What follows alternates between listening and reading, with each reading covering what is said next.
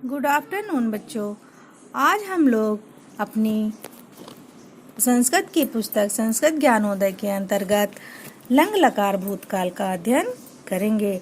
भूतकाल या लंग लकार उसे कहते हैं जो क्रिया भूतकाल में अर्थात जो बीत चुका है समय उसमें हुई क्रिया को ही लंग लकार या भूतकाल कहते हैं, या भूतकाल में ऐसी ही क्रिया का प्रयोग किया जाता है।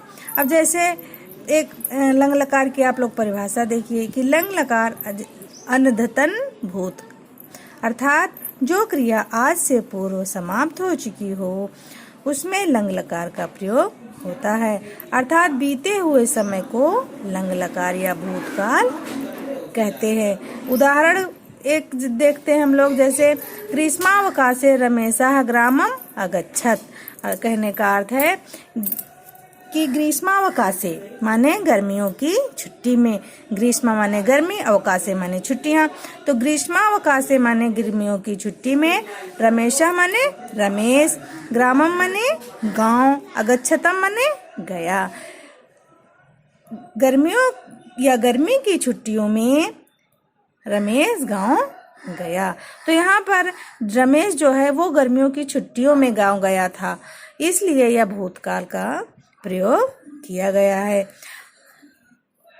अब जैसे ग्रीष्मावकाश से रमेशा ग्रामम अगच्छत, तो इस वाक्य में गर्मी की छुट्टियां बीता हुआ समय है, इसलिए यहाँ पर लंग लकार भूतकाल का प्रयोग किया गया है। दूसरा उदाहरण देखते हैं कि पुरा कस्मिंश्चित् बने एका व्याघ्रः वसत स्म, अर्थात प्राचीन समय में किसी वन में एक व्याघ्र रहता था।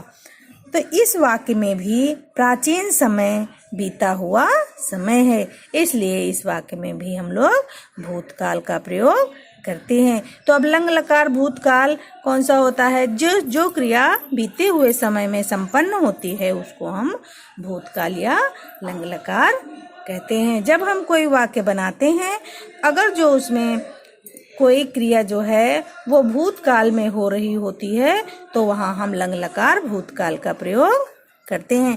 अब यहाँ पर लंग लकार में धातु के पहले आ जोड़ा जाता है।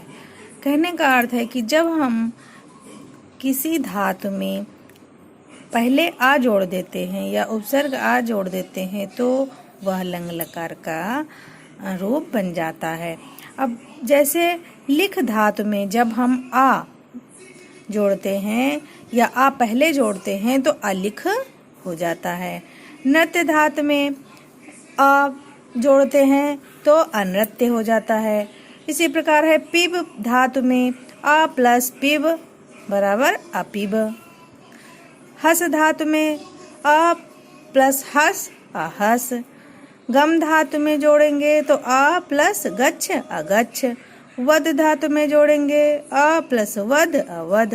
पठ धातु में जोड़ेंगे पठ प्लस आ प्लस पठ अपठ। खाद में जोड़ेंगे आ प्लस खाद अखाद। चल धातु में जोड़ते हैं आ प्लस चल अचल। क्रीड धातु में जोड़ते हैं आ प्लस क्रीड बराबर अक्रीड। भू में जोड़ते हैं आ प्लस भव बराबर अभव। इस प्रकार यह हमारे लंग लकार के